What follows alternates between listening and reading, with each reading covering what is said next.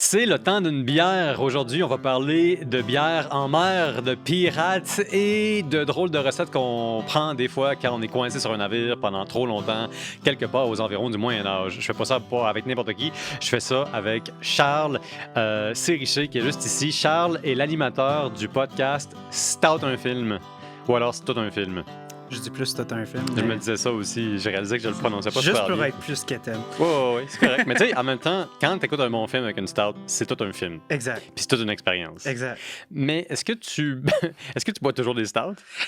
Les gens commencent à penser que c'est un meme, là, que je vais toujours boire des stouts parce qu'à chaque fois qu'on me voit en photo, j'ai toujours une stout. Puis à chaque fois que je parle de bière que j'aime, je parle toujours de stout. Mais j'aime la bière en général. J'étais conseiller en bière pendant 3 ans. 3 ans? Oui, 3 ans. Donc, je bois presque tout. C'est juste que j'ai une préférence pour la stout. Ouais. Fait que là, maintenant que je suis plus autant dans le monde de la bière, j'essaie moins une grosse palette de bière. J'achète presque juste ce que j'aime. Fait que c'est pour ça que... Puis là aussi, il commence à faire un peu froid. Là, fait que j'aime Qui bien dit froid ça. dit stout. Exact. Fait que, ouais, non. Ben, j'ai une préférence pour les stouts, mais... Ce qu'on boit en ce moment, ça apporte autant de bonheur qu'une bonne stout. Et tabarouette, ça mérite une gorgée, c'est mon avis. Oui, exact. Avant qu'on plonge dans le vif du sujet. Oui, exact. Et qu'on aille explorer la mer de la bière. Très bon jeu de mots. Ben justement, en parlant de jeu de mots, écoute, on parle de stout avec toi. Oui. La stout, comme on le sait, vient du type de bière qu'on appelle porteur. Les porteurs, c'est les porteurs dans les ports. Les ports, c'est l'exploration maritime, c'est le commerce international maritime. Tout est dans tout. Exact. Ah, t'as fait... T'étais prête. Je pense qu'on pourrait arrêter ici, là, puis ça serait déjà fini. tout. Mais on merci, le fera pas. abonnez-vous. Non, mais on le fera pas. Ah oui, c'est important de s'abonner, ça c'est sûr. Mais dans tous les cas, on va parler un peu d'histoire de la mer, ou plutôt des voyages en mer, puis de ce que les gens boivent en mer. Ben, c'est assez important d'en parler parce qu'il faut bien boire quelque chose, puis souvent l'eau, ça suffit pas. En fait, l'eau est un poison la plupart du temps. Comment ça? Parce que, en fait, je sais pas à quel point que je vais rentrer dans la logistique de ce que... Parce que je vais commencer en disant que mes auditeurs savent pas, mais je suis comme un gros nerd de bateau. J'écoute tellement de vidéos sur des drames nautiques, des affaires comme ça. C'est vraiment dans mon élément, puis pas beaucoup de monde voit ça sur mon show. Fait que je vais essayer de pas rentrer trop dans les détails. Parce que c'est facile pour toi de dériver sur le sujet. Oui, de dériver, exact. Fait que je vais essayer d'être bref, mais en fait, quand on fait un long voyage, on se rend pas compte, là, quand tu fais une croisière, là, c'est peut-être une semaine, des choses comme ça, tu es sur un paquebot. Un paquebot, aujourd'hui, c'est comme un hôtel sur la mer. Dans le temps, c'était pas ça. Donc, la répartition de tout ce qui devait être placé sur un navire, c'était très important pour justement l'équilibre du bateau, pour pas qu'il y ait de basculement, puis des choses comme ça. Et bon, à un certain point dans l'histoire, les gens, quand ils prenaient un bateau, c'était pas des mois de temps, c'était comme peut-être quelques semaines, des choses comme ça. Mais à un certain point, dans la colonisation, les empires européens ont commencé à faire des grosses explorations partout dans le globe. Ça, c'est des mois et des mois et des mois. Fait qu'on passe de quelques semaines à quelques mois avec les progrès maritimes au courant du 15-16e siècle, entre autres à cause de l'exploration internationale puis de la colonisation. Puis ça... Le point que j'allais arriver avec ça, c'est que des semaines puis des mois, c'est un temps où est-ce que un humain ne peut pas survivre plus que 3 jours sans eau. Et à un certain point, en mer, en fait, l'eau va pourrir. Littéralement, il va y avoir des algues qui vont se former, il va y avoir des microbes qui vont se former. À un certain point, la bière était utilisée pour combattre ça. Mais le problème, c'est que la bière, dans ce temps-là, comme tu en as parlé souvent sur tes épisodes, c'est pas la bière qu'on a aujourd'hui. Une stout impériale à 12 puis si t'es Beauregard, tu la fais à 20 parce que t'as un permis de distillerie. Dans le temps, c'était 1 à 3 sinon moins. Des fois, il y en a qui étaient à 0,5 Fait que, tu sais, l'utilisation de l'alcool en tant que préservatif est presque plus utilisable. C'est pas le même taux d'efficacité. On s'entend que si tu as de la vodka à 40%, tu peux tuer pas mal de bactéries avec ça. Je veux dire, c'est plus vivant à ce point-là. Mais la bière est encore vivante, premièrement. Puis l'efficacité de l'alcool est limitée par sa quantité. Fait que là, on se retrouve avec un certain problème parce que oui, la bière est utilisée, comme je disais, comme dans des voyages de comme une semaine ou deux. La Ouais. bière, comme tu as dit sur d'autres épisodes aussi, je suis un bon auditeur de tes Hey, épisodes. merci. Ça me va droit dans le cœur. Tu sais, dans le temps, la bière, c'était comme un repas. Ouais. Tu sais, fait que souvent, en mer, la nourriture va pourrir assez facilement. Ça aussi. Fait que, tu sais, avoir de la bière qui peut se transporter en tonneau, tu sais, c'est vraiment... ça aide justement à donner à tes matelots qui, à la base, vont faire un travail qui est extrêmement... qui va nécessiter énormément de calories. Ouais. Tu sais, la job d'un marin, c'est très physique. Ouais. C'est au soleil. C'est assez difficile en tant que, en tant qu'humain. On n'est pas vraiment, n'est pas vraiment fait pour ça. Donc, ce que je voulais arriver avec ça, c'est que la bière ne peut plus être la solution. Parce que justement, la bière va tourner. La bière ne marchera pas. Fait que là, bon, avec les Anglais qui vont commencer à conquérir les Caraïbes, vont découvrir le rhum. Mm-hmm. Puis on avait déjà aussi le gin qui commençait à lentement prendre place dans les flottes, justement pour avoir un alcool qui est plus fort. Ouais. Mais en même temps, là, on a un autre problème. Oui, les gens sont hydratés, puis tu as quelque chose qui peut pas tourner, mais là, le problème, c'est que tu as des tâches hyper complexes, hyper physiques, puis tu as un somnolent que les gens prennent, qui est l'alcool. Ouais. L'alcool est très forte. Fait que là, les gens sont sous sur les bateaux. Et somnolent. Quand ils doivent faire des forces physiques. Fait que... C'est pas bon pour affronter la tempête, ça, mon non, ami. pas vraiment. Fait que là, ça apporte un autre questionnement de comment est-ce qu'on va faire pour survivre à ça. Puis la solution était justement ce que je vous ai présenté ici. Donc, on a un lieutenant anglais dans les années 1750, je crois. Pas sûr. T'as-tu ça dans tes notes, toi? Ouais, c'est un vice-amiral. Oui. Il s'appelle Vernon. Oui. C'est ça. Tu peux-tu parler un peu de lui un petit peu? Puis pourquoi on l'appelait Grog? Grog, à l'origine, là, c'est pas trop évident d'où est-ce que ça vient, mais on sait que c'était de l'argot populaire, donc de la parlance populaire en Nouvelle-Zélande puis en Australie pour parler de n'importe quel alcool. Mm-hmm. Puis à un moment donné, le petit monsieur, là, le petit vice-amiral, vers 1740, lui, il se dit... Qui était très carré, le gars. C'était un gars qui seconde. était très carré. Là. Mais il était bien respecté de ses matelots. C'était un bon caporal, mais... pour être un vice-amiral britannique, il faut que tu sois carré, il faut que tu sois sur la coche, Ouais, comme on dit en bon québécois. Qui vont avoir des power trips, là, qui vont être extrêmement c'est pour cruels. ça que je te parle de la nécessité. Oui. Il faut que tu sois correct. Oui, exact. Lui, c'est un bon. C'est un gars de rationnement. C'est un gars d'organisation. Il se dit, on va faire des mesures, on va faire de l'alcool d'une bière deux coups. C'est-à-dire qu'on va prendre de l'eau, on va garder notre eau, on va la mélanger avec du gin, puis on va rajouter un peu de jus de citron pour donner des minéraux importants parce que ça permet de lutter contre une maladie très... Et pour autre chose, oui. Ah oui, qu'est-ce que ça fait d'autre? C'était quoi le mot que je cherchais avant? Le scorbut. Le scorbut, c'est ça. Parce que tout le monde a le scorbut. Oui, exact. Non, mais attends, on va faire une petite parenthèse. Oui. Les marins, là, sont tout le temps malades. Tu manques de tout sur un bateau. Tu pars toujours plus longtemps que prévu. Il y a toujours plein de tempêtes. Il y a des ballottements. Mm-hmm. Les ballottements sont dans la mer, mais sont aussi dans ton estomac. Je veux dire, t'es malade. Pas juste ça, t'as genre 30 personnes sur un bateau qui sont... Tu sais, des fois, qui viennent de différentes origines. Donc, tu as des microbes qui vont se passer. Tu es pris littéralement dans une boîte pendant des mois. Tu sais, si quelqu'un a la grippe, tout le monde va avoir la grippe. Ouais. Fait que, oui, justement, c'est pas beau à voir. Puis, justement, oui, là, t'as toutes des espèces de carences qui vont arriver justement parce que t'es mal nourri.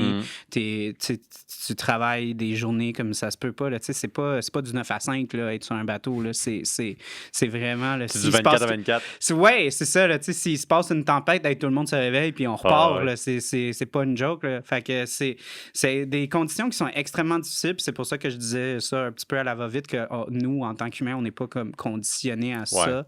Fait que justement, tu as des grosses... il va manquer beaucoup de nutriments justement parce qu'ils sont mal nourris.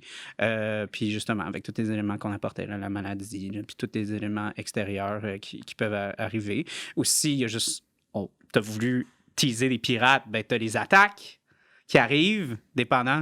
Que tu sois un pirate ou que tu sois un marchand, il va y avoir des batailles qui vont s'en Ouais, suivre. ouais, ouais. Puis ça, ben là, qu'est-ce qui arrive si tu te fais couper un doigt? Ben là, ça se peut que justement, il n'y ait pas un médecin puis un hôpital dans un rayon de Ouais. 30 km. Tu sais, fait que là, après ça, c'est des techniques, puis essayer de. C'est des techniques de charcuterie humaine. Ouais, c'est presque, c'est presque de la mutilation au Ouais. lieu d'être de la chirurgie. Puis après ça, ben, tu peux avoir genre, justement des gens qui vont développer des bactéries absolument horribles. Des infections, Des tu veux dire, infections, des ouais, bactériennes. tu sais, c'est ça. Fait que Ouais. c'est vraiment pas. C'est un choix assez difficile de devenir marin là, dans Ouais. ces années-là. Là. Les gens, prenez pour acquis votre belle petite croisade Ouais, ouais. quand ça bouge, ça tangue un petit peu, puis votre verre de champagne commence à rouler sur le bord de la table. C'est ça le plus gros problème de votre aide. Là. C'est le Ben, moindre c'était pas ça des dans mots. le temps. Ouais, ouais. Mais tu parlais des comment je peux dire ça, du dur labeur d'un marin. Oui. Puis ça me faisait penser au salaire. Oui. Tu sais, je m'intéressais à qu'est-ce qui peut convaincre quelqu'un d'aller sur le bateau pendant très longtemps. En général, tu sais, c'est parce que tu n'as pas le choix. Ouais, OK, mais dans quel contexte est-ce que tu n'as pas le choix? Ben, je pense au Pays Basque. Le Pays Basque, c'est tout petit, tout le monde est marin. Mhm. Il y a juste des montagnes autour. Il n'y a pas beaucoup de plaines. Si tu veux faire quelque T'as chose... pas de ressources à. Ben, il y en a, Il y en mais a, mais pas pas dans ce temps-là, c'était pas nécessairement. Ce qui faisait que les Basques étaient des pêcheurs hors pair. Puis C'était des navigateurs hors pair. Les Basques étaient en Amérique du Nord bien avant toutes les autres, là. Sauf les Vikings. Ils sont venus, je veux dire, il y a maintenant la MRC des Basques, qui est une région du Québec dans laquelle on a retrouvé des chaudières qui étaient là pour faire fondre du jus de baleine à l'été. Les Basques étaient des excellents navigateurs, c'était des pêcheurs. Puis à un moment donné, j'ai rencontré justement un Basque et j'ai dit « Ah, j'aurais aimé ça être pêcheur. » Il me regarde, sa gueule tombe par terre. « Mais qu'est-ce que tu dis là, toi?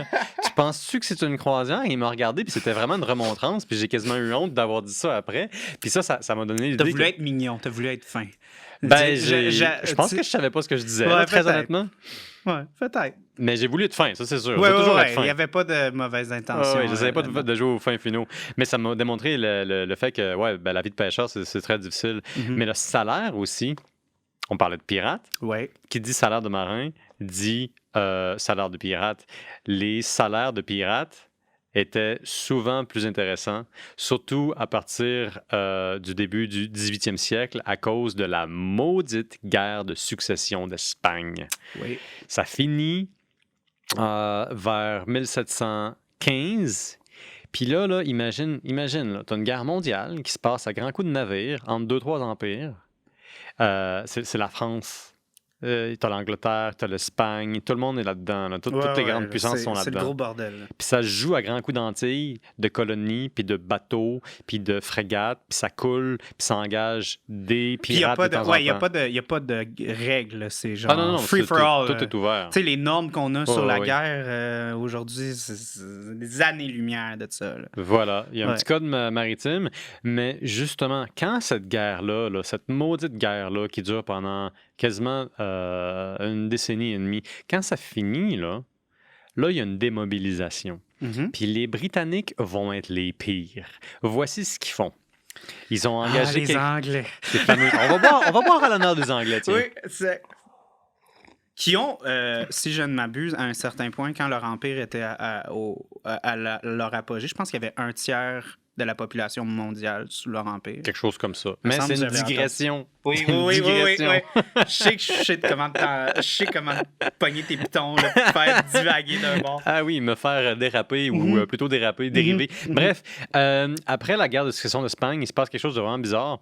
Il y a des milliers et des milliers de marins anglais qui sont démobilisés, qui sont libérés de leur fonction, qui sont renvoyés dans le fond. Ouais. Sauf que ces marins-là... Juste comme merci, c'est beau, tu peux aller chez vous. Sont encore dans les eaux, sont encore dans les îles, sont encore dans les Caraïbes, sont encore dans les nouvelles colonies. Ils sont pas ramenés chez eux. Ils sont laissés dans les colonies. Là.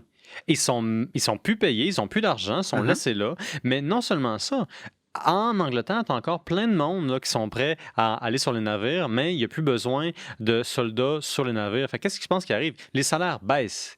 Tu as plein de monde qui ne sont pas employés. Tu as plein de monde qui veulent aller sur les navires. Là, les salaires commencent à baisser. Fait que les gens qui sont démobilisés, qui sont coincés à des kilomètres et des kilomètres loin de l'autre côté du grand lac Atlantique, qui sont là, qui cherchent un emploi, puis qui ont une habilité à être sur un navire. Ils se disent, ben, c'est Pas qui juste mon... ça aussi, ils peuvent pas se mélanger avec la culture locale. Souvent, ils se comprennent même pas. Là. Il y a ça Il y aussi. a déjà là, il y a une grosse division. Là, Fait que ces gens-là s'organisent, deviennent des pirates. Ouais. Et puis après ça, les marins eux-mêmes qui servent dans la marine britannique, ils regardent le succès qu'ont beaucoup de pirates, ceux qui se font reconnaître d'ailleurs à tel point qu'ils vont devenir des espèces de chefs locaux. Je veux dire, il y a des royaumes pirates là, qui vont se développer, notamment à Port-Royal. Et puis, ben là, ça commence à encourager les marins britanniques à rejoindre, ben, pas la cause, mais la gang. Ouais. Ben, c'est surtout aussi parce que, je me souviens plus exactement c'est qui est ressorti vainqueur de ce conflit-là. Moi non plus. Ouais, ben, en tout cas, ben, on sait que l'Empire britannique a quand même un échange de bons Ouais. ils sécurisent vraiment très, très bien leurs échanges. Ouais.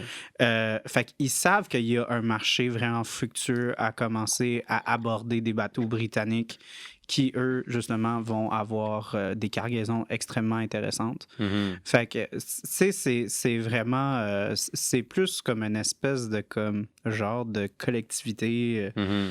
Essayer d'avoir une espèce de... Parce que, justement, la hiérarchie aussi, dans ce temps-là, c'était pas ce qu'on croit du capitalisme, de comme tu vas monter dans les rangs. Mhm. C'était pas ça dans le temps, là, tu sais. Fait que, justement... T'as pas le avoir côté méritocratie qu'on a plus aujourd'hui. C'est ça, exactement. Fait que tu vois des gens qui vont littéralement voir une opportunité qu'ils n'auront jamais eue dans leur vie, que leur père, leur grand-père, toute leur génération ont toujours été comme, pas médiocres, mais tu sais, ils n'ont jamais été ils ont toujours été au bas de la société. Mhm. Puis là, ils ont une opportunité de littéralement être dans le 1%. Tu sais, comme de littéralement être capable de pas avoir de la misère à manger. On a de la misère à imaginer, mais c'était vraiment c'était pas facile dans ce temps-là. Là, fait que justement, je vois la désespérance qui s'ensuit. Je le comprends. Que littéralement, tu es prête à aller contre tes principes, contre ta religion même, parce qu'il était littéralement comme... on utilisait le clergé comme étant la pirate, c'est contre Dieu, bien sûr. Fait que, mais rendu là, c'est de la pure survivance. Là. Ben, je te dirais que moi, je pense que les gens sont beaucoup plus pragmatiques qu'idéologiques en général. Je veux dire, les gens agissent d'abord, puis ensuite réfléchissent, ou plutôt ensuite justifient. Je dis pas que les gens réfléchissent pas, je dis plutôt qu'on agit d'abord en général. Ça avait du sens d'être pirate, pas juste parce que tu avais plus de progression de carrière, ou alors que tu avais des meilleurs salaires, mais aussi parce que la discipline était un petit peu moins féroce que sur les navires britanniques qui, entendons-nous, avec la marine française, avait des normes, des standards de punition ou de morale, de discipline extrêmement serrés, très sévères. Alors, du côté des pirates, tu avais des contrats. Ouais. Des fois, tu pouvais être forcé à signer le Tu pouvais contrat. lâcher le bateau, prochain voyage, Ouais. tu te fais un autre contrat. Mais tu avais une part du trésor qui t'était garantie. Tu avais comme un pourcentage. Là, Puis aussi, encore plus important, tu avais toujours un employeur parce que ce qui fait qu'il y a eu un âge d'or des pirates, c'est que les grandes puissances de l'époque sous-traitaient la guerre froide de l'époque sur les grands océans à des corsaires. Des corsaires, dans le fond, c'est des pirates qui ont une lettre qui leur donne le droit d'un roi ou d'une reine de continuer à dépouiller des navires. Puis ça, c'était pertinent parce que la colonisation, c'est essentiellement dépouiller les ressources des Amériques et des autres continents lorsqu'applicable, puis les ramener à domicile. Fait que ça, là, ça implique l'Espagne, parce que l'Espagne, ils trouvent de l'or puis de l'argent en quantité immesurable.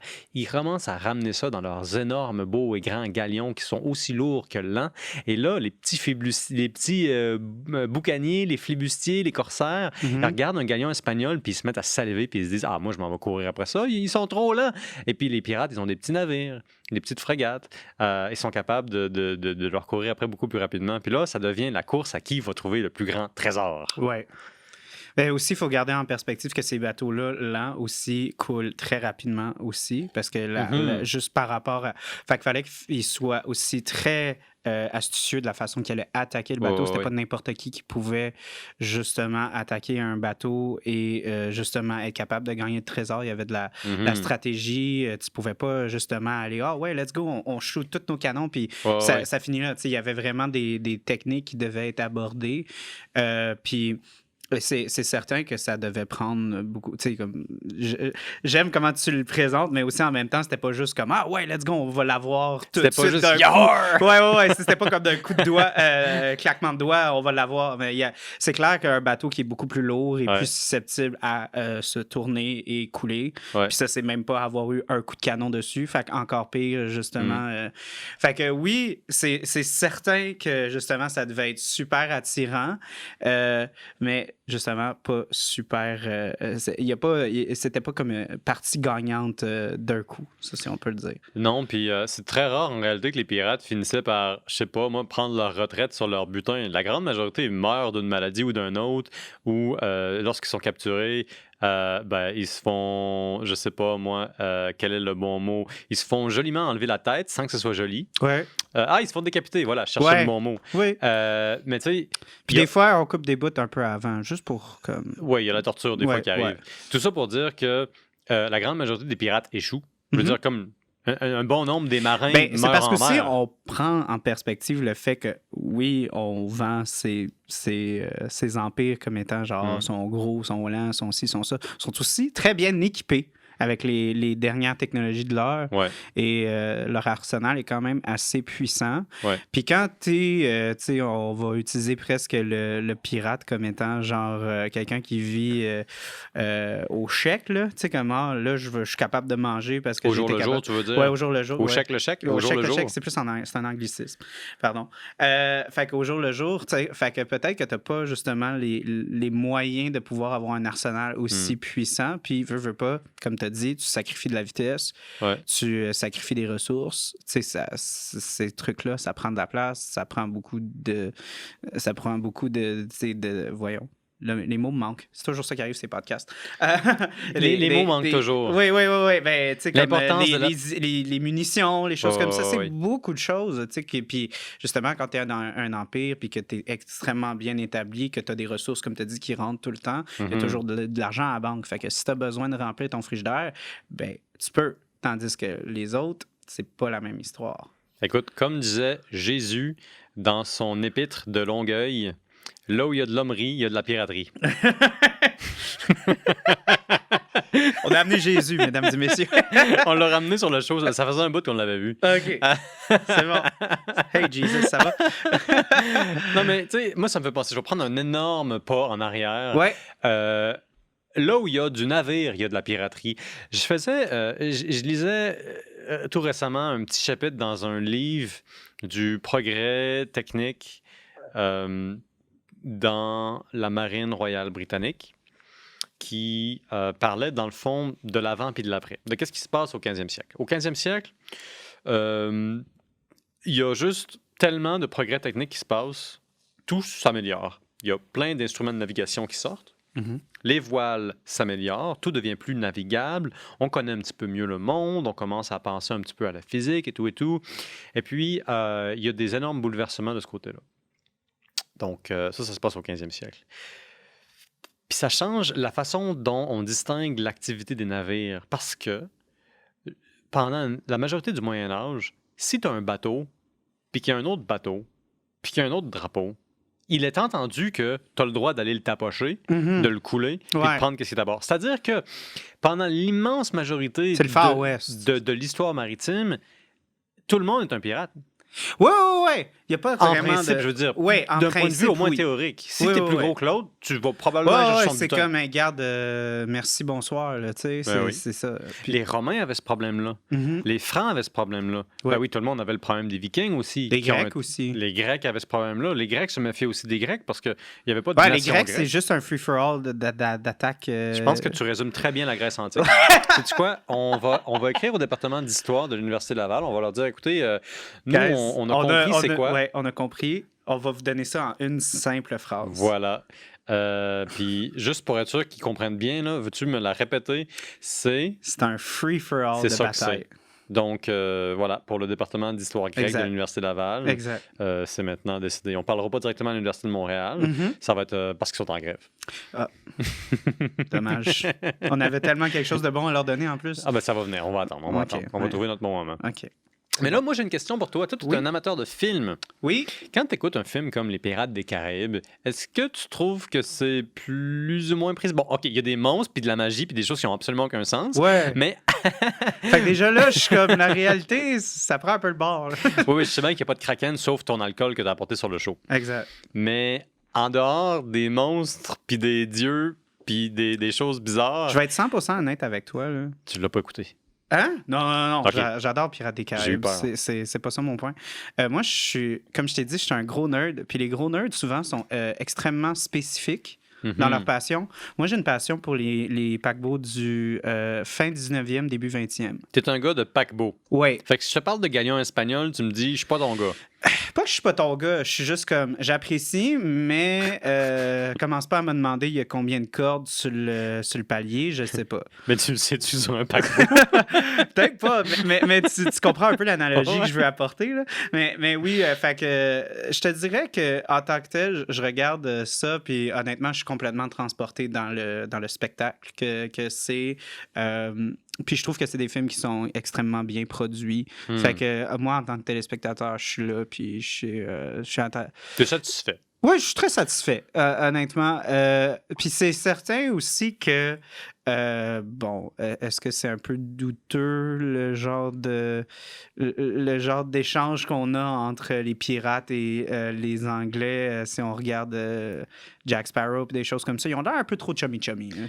Je sens C'est que... tous des Anglais, on va commencer avec ça. Tu sais, c'est la même nation qui sont juste motivés par d'autres personnes. Ouais, par d'autres buts. mais tu sais, tu dis, j'imagine que ça fait très, très Disney, dans le sens que comme Ouais. on se tapoche quand c'est le moment, puis Ouais. on est rendu au deuxième acte, puis là, il faut qu'il commence à avoir de l'action, là, tu sais. Ouais. Mais je sens que Jack Sparrow, il aurait tranché la tête un petit peu plus vite.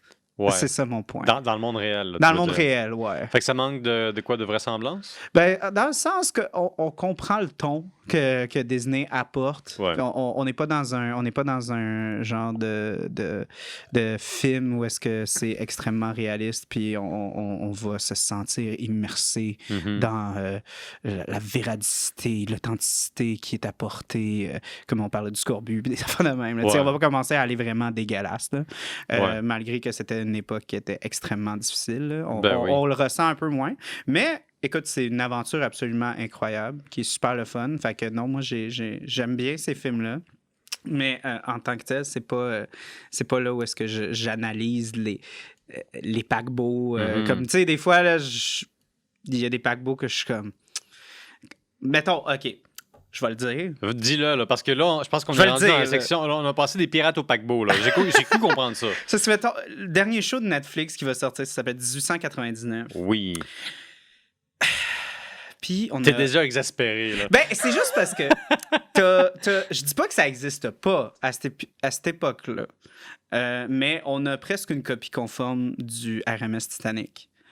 Déjà là, tu vois que je plug le préfixe qui passe avant le bateau. C'est assez important. Qui quand t'es ne un me gros- dit absolument rien, d'ailleurs.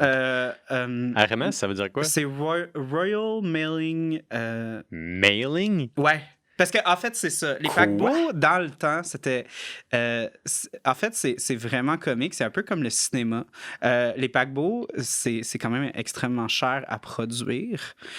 Donc, souvent, ben, il y avait des subventions gouvernementales, comme quand tu vas à la Sodec ou Téléfilm Canada pour produire ton film. Ben, là, tu vas au gouvernement anglais ou allemand. Ah ouais. Si t'es le Kaiser des années 30-40, je crois que c'est Ouais. le Kaiser Wilhelm le premier. Quelque chose comme ça. Ouais, OK. Fait que, puis tu vas demander, hey, est-ce que je peux avoir X nombre de milliers de livres pour faire un bateau? Tu vas voir, ça va être super. Puis le gouvernement, il est comme, OK, mais faut que tu livres des lettres pour moi. Mais je te donnerai Mais pour de vrai, dans le temps, tu sais, les lettres, c'était extrêmement important. Là. Tu sais, c'était oui, le mode de communication extérieur à un cheval. Tu sais, C'est l'alternative au cheval. dans le fond. L'alternative aux chevaux, justement. Donc, Il n'y a pas de FedEx, il n'y a pas de véhicule, il n'y a pas d'avion, il n'y a pas d'Internet, il n'y a pas de Facebook. Puis, ouais, les trains commencent à prendre la place, c'est sûr, mais quand il faut que tu l'envoies aux Indes, quand il faut que tu l'envoies en Amérique, parce que la colonie est en train de se développer, justement, moi, la période que j'aime beaucoup, c'est une grande période d'expansion dans les États-Unis. Fait qu'il y a beaucoup d'immigrants européens qui vont commencer à rentrer aux États-Unis. Fait que c'est justement là, fait que ceux qui avaient des chantiers de construction de bateaux, ils étaient smart. Là, Puis aussi, c'était drôle, c'était comique parce qu'ils promettaient euh, à- au gouvernement que c'est. Parce que là, bon, il y a la Première Guerre mondiale, puis là, bon, les sous-marins commencent à sortir. Là, ça commence à être extrêmement important, la guerre sur des navires, puis tout, parce que là, tu commences à avoir des navires qui vont un peu partout, qui vont chercher des soldats dans les colonies ou même tout ça. Puis, tu vas avoir des technologies. Tu sais, on est tout de suite après l'industrialisation. Fait que là, tout le monde est excité d'utiliser genre des guns, puis des tanks, puis des ci, puis des ça. Puis les sous-marins, ça fait partie de ça. Et les énormes paquebots de 400 mètres de long, ça en fait partie. Fait que là, ceux qui construisent des navires comme la White Star Line pour le Titanic, la Cunard Line pour... ça, c'est les deux gros compétiteurs en Angleterre. Ils vont promettre, oui, qu'ils vont livrer des lettres, mais aussi qu'ils peuvent être... ils peuvent faire la transition à un navire d'attaque très facilement. Sauf que ils ont testé ça en Deuxième Guerre mondiale et ce n'était pas des bons bateaux. Ils sont énormes. Ils prennent beaucoup de ressources. Ils se font couler très facilement. Malgré qu'ils sont faits d'acier, ils ont des avancements dans la technologie pour les doubles coques et des choses comme ça. Ça prend un certain moment avant que les bateaux soient extrêmement performants. Tu sais, comme les bateaux d'aujourd'hui, là, c'est absolument... Moi, je les trouve absolument horribles à regarder, mais parce que c'est des hôtels sur l'eau, là, c'est pas des paquebots, là, c'est pas beau. Mais c'est les avancements dans la technologie qui est apporté à ça par rapport à... Tu sais, je faisais des jokes sur le verre de champagne qui va verser vers la table, mais aujourd'hui, les technologies qui sont poussées justement pour pas que ça arrive, c'est absolument... incroyable. T'as des coques qui sont changées. Je sais pas si tu as jamais vu les nouveaux bateaux, ils vont avoir comme une petite je regarde pas souvent des coques. Oui, tu sais, des fois, là, on a eu le Evergreen là, qui a été pris dans le canal. On a trouvé ça bien drôle. Tu as pu voir, il y a comme une espèce de grosse indentation, là, une grosse balloune. En fait, ça, c'est aérodynamique. Ça va utiliser les vagues qui vont apporter vers le haut, puis ça va neutraliser avec la force de la physique, justement. Fait que ça prend moins d'énergie à avancer parce que les vagues vont faire de la propulsion. Wow! Fait que ça, c'est de l'avancement qui est super intéressant, mais c'est pas si beau que ça. Mais c'est sur tous les paquebots maintenant. Puis tu as même aussi des petits paliers qui vont être presque comme des ailes d'avion qui vont balancer durant des vagues ou des choses comme ça. Puis ça va aider au ballon. Tu as même aussi des échanges d'eau qui se font en dessous des bateaux. C'est super intéressant tout ce qui est apporté justement par rapport à la stabilité de bateaux aujourd'hui là, dans le monde, mais même si je trouve que ces bateaux-là sont esthétiquement horribles à regarder. Fait que là, toi, là, t'as un type de bateau que tu préfères et qui pour toi est le meilleur plus cool, bon bateau au monde, puis c'est un paquebot. Décris-nous donc un paquebot.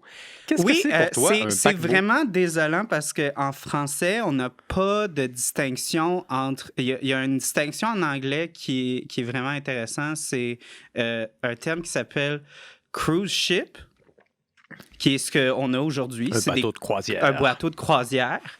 Et tu as un paquebot en anglais qui est un ocean liner. Sauf que si tu vas prendre le bateau du Club Med ou peu importe quel service que vous allez prendre aujourd'hui, c'est encore référé comme étant un paquebot, mais en anglais, ça ne l'est pas. C'est un cruise ship. Puis un ocean liner, c'est vraiment défini comme étant entre les bateaux à mât qu'on va reconnaître. À la fin du 18e siècle, à un certain point, c'est assez intéressant de voir la transition. Il y a des bateaux qui ont encore des mâts, mais qui vont avoir les grosses cheminées. Il va avoir tout. Fait qu'il y avait comme une espèce de... comme on teste le terrain, on voit ce qui est mieux. C'est les modèles hybrides de l'époque. Oui. Puis... après ça, là, quand c'est vraiment full steamship, là, c'est vraiment au charbon, ça va transitionner vers l'huile, le diesel. Ça devient des ocean liners, qu'on dit en anglais, qui vont être des bateaux souvent entre 100 et 400 mètres de long. puis qui vont avoir, tu sais, un esthétisme que moi, je trouve qui est absolument incroyable. Tu sais, déjà, à la base, dans le temps, l'immigration était extrêmement importante et était quelque chose d'énorme dans le temps. Donc, il fallait qu'il y ait un aspect, attirant. Tu peux pas embarquer à un certain point, oui, tu pouvais embarquer du monde sur une broche à foin, mais fallait aussi que ce soit attrayant parce que on parle, à un certain point, on parle plus juste d'immigrés sales qui veulent juste trouver une plus belle vie dans un nouveau monde. Je veux dire que le jargon n'est pas strictement péjoratif, c'est aussi on veut des gens qui ont de l'argent. Oui, exact. Fait que là, il va avoir. Parce que là, ça devient super attrayant, ça commence à devenir exotique de devoir voyager. Il y a une certaine. On aime dire dans le cercle, je dis ça comme si je faisais partie d'une secte, mais dans le cercle des gros nerds de bateau, on dit il y a un point où dans l'histoire où est-ce que les gens qui créaient des paquebots devaient commencer à avoir une genre ils doivent commencer à créer une classe où est-ce que les gens vont se faire traiter comme des humains. C'est comme des personnes, là, pas juste des rats. Se faire traiter comme un humain? Ouais, c'est ça. Dans le temps, je te dirais, genre 1890, tu commences à voir... c'est justement la White Star Line qui a introduit la deuxième classe, en fait, sur leur paquebot, qui était justement... dans le temps, c'était vraiment pas beau, là, les échanges qui se faisaient. Tu avais littéralement des coins qui se faisaient dans les cales où est-ce que... les gens résidaient. Les quartiers. Les quartiers, oui, exact. Tu avais les hommes non mariés, tu avais les familles dans le milieu et tu avais les femmes à l'autre bout. Et la famille était utilisée pour se protéger les femmes des hommes qui étaient malveillants. Mais qu'est-ce que tu veux dire était utilisé? Utilisé en termes de barrière physique, pour pas que les jeunes hommes célibataires aient commencé à déranger les femmes. Sur les grandes compagnies? Dans les années 1800, dans le temps avant qu'on commence à avoir une deuxième classe. OK. Quand c'était juste comme, il y a une classe, tout le monde se rend, puis il y a des rats, il y a tout. Là. C'est pas beau à voir. Puis là, après ça, ça commence à devenir de plus en plus populaire. Puis comme je te dis, la classe riche commence à être intéressée par ça parce qu'ils veulent commencer à voyager, ils veulent voir le monde. Puis là, on commence à avoir les superliners qui commencent à être, comme je disais, là, à 300-400 mètres de long. On a 3 classes différentes. On a de la richesse, là. Si on regarde le Titanic, il y avait des spas, il y avait des places où est-ce que tu pouvais te battre avec faire de l'escrime. Ouais, il devait y avoir un théâtre puis un opéra. Oui. C'était vraiment comme... il y avait une salle de bal. Oui, puis aussi, on faisait une espèce de fétichisation. C'est ça le terme, hein? Pas sûr, mais on va dire que oui. On faisait un peu comme une espèce de projection de ce qu'était l'aristocratie européenne à la classe, je dirais, la première... voyons. Les riches, les nouveaux riches là, qui commençaient dans les États-Unis, là, parce que l'industrialisation a amené beaucoup de fructuosité dans le nouveau monde. Si ça apporte beaucoup de friction au niveau du langage, en tout cas. Oui. fait que c'est ça. Fait que tu as littéralement une classe qui commence à se créer une image de ce que c'est l'aristocratie européenne. Les paquebots essayent de justement devenir imiter ça.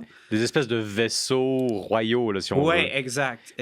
Mais la compagnie qui a fait le Titanic, là, si je comprends bien, c'est une compagnie américaine. C'est une compagnie anglaise basée...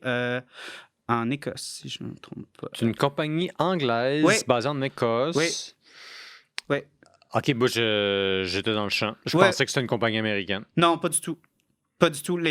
En fait, c'est vraiment plus... en fait, c'est plus dans les intérêts des empires encore présents en Europe de justement avoir des grosses flottes. Parce que si tu te souviens bien, dans ces conflits-là, les États-Unis sont pas encore présents. Oui, ils commencent à construire une flotte, mais pour eux, ils reçoivent les flottes anglaises, puis tout, ils font des échanges. Mais eux, leur flotte, je dirais que la flotte américaine des paquebots, ça se développe un petit peu plus après la Deuxième Guerre mondiale. Le SS America, le SS United States aussi, c'est des très beaux paquebots américains. Mais à la base, les paquebots, c'était vraiment plus un véhicule de l'immigration pour rendre les gens au Nouveau Monde. Nous, au Québec, on en avait une super belle lignée, les SS, les Empress of Ireland, qui a coulé dans nos eaux. Je ne savais pas si tu savais. Ça me dit quelque chose. C'est notre... Je savais pas qu'on avait ça, des SS. Oui, c'est une lignée. En fait, c'était différents Empress. Il t'en avait plusieurs. Puis là, vu que je suis sur les ondes, c'est sûr que là, tu l'oublies. C'est sûr que j'oublie. Voilà. Mais l'Empress of Ireland... C'est normal, ça arrive. L'Empress of Ireland, c'est en fait, c'était... on le surnomme surtout le Titanic canadien.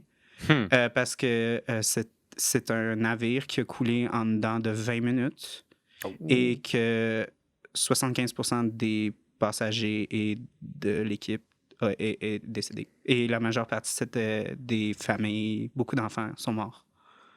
Donc, on a une grosse tragédie maritime canadienne, là, si je comprends bien. Oui. Puis la raison pourquoi on le sait pas beaucoup, c'est qu'une semaine après, la guerre a été déclarée. Fait que ça a complètement passé dans le beurre. Comme dirait Louis-José Hood, c'est comme « J'ai un oncle qui est mort le 11 septembre 2001. Peux-tu te dire qu'il a passé dans le beurre en Simonac? » C'est un peu ça, malheureusement. C'est pas le temps d'aller chercher des condoléances. Oui, pas vraiment. mais oui, fait que c'est très passionnant. On a une grande communauté qui sont très passionnés par le Empress of Ireland au Québec. Je vous encourage fortement d'aller voir le très beau musée à Rimouski. C'est absolument incroyable ce qu'ils ont fait là-bas. J'adore ce musée-là. Vous avez compris, pour ceux qui nous écoutaient encore, le Empress of Ireland a son propre musée à Rimouski. Amusez-vous à aller voir le musée. Il y a un sous-marin aussi, c'est super le fun. Il y a un sous-marin. Il y a un sous-marin là-bas, juste à côté du musée. J'aurais juste dû dire qu'il y a un sous-marin. Puis il y a un phare aussi. C'est super le fun. Il y a un phare et un sous-marin. Oui. Tabarouette, OK. Ouais, c'est full equip. Là. Mais ça me fait penser, moi j'ai travaillé comme guide touristique à la Citadelle de Québec pendant au moins 4 ans. Puis la Citadelle de Québec, c'est un phare. C'est militaire. Fait que c'est une base militaire active. Puis c'est là que, de façon au moins cérémonielle, honorifique et aussi des fois pratique, le Royal 22e, le Royal 22e Régiment est basé. Puis quand j'étais là-bas, je trouvais ça cool parce que moi, j'étais un grand fan d'histoire. Puis là, je parlais avec des soldats, des historiens, des touristes. Puis chaque jour, j'en apprenais vraiment pour l'histoire. Ça a l'air que durant la Deuxième Guerre mondiale, il y a un sous-marin allemand qui s'est retrouvé dans le Saint-Laurent. Et ils ont accosté dans un port, sont allés acheter des cigarettes puis sont repartis. Imagine un peu le contexte. Là. Ouais. C'est la Deuxième Guerre mondiale. T'as des Allemands dans le Saint-Laurent. On est tellement accommodant au Québec. On est gentil, c'est ça qui arrive. On est vraiment accommodant. Et ça, c'est la preuve que le Canada est le plus grand, meilleur pays au monde.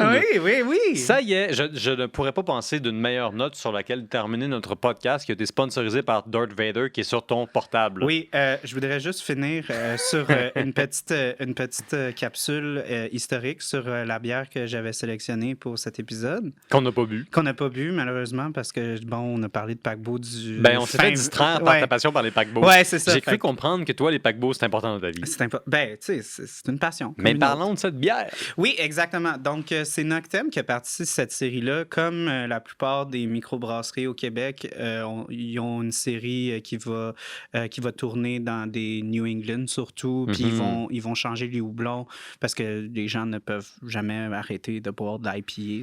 Ça va jamais arrêter. Ça continue. C'est un zombie qui refuse de mourir. Oui, exact. Puis le chat qu'on voit ici, parce que Noctem est connu pour avoir des chats sur leur canette. Je suis choqué. Oui. Il s'appelle Oscar et cette série a trois différentes canettes.